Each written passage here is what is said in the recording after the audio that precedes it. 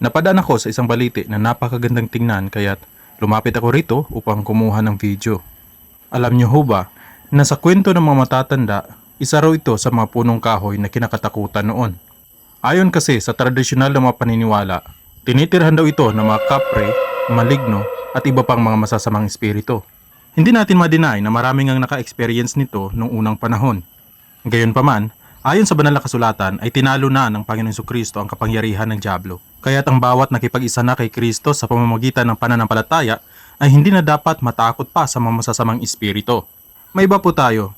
Habang binibidyohan ko ang baliting ito, hindi ko alam kung napapansin din ba ninyo ang forma ng mga ugat nito. Pansin ko lang sa kahoy na ito o sa baliting ito, para siyang mayroong pintuan kung inyo pong napapansin na yan. So i-zoom po natin at subukan nating tignan yung doon sa loob niya. Parang kakaiba nga, ano? Sige, bisan utong tutok, sige pangapi.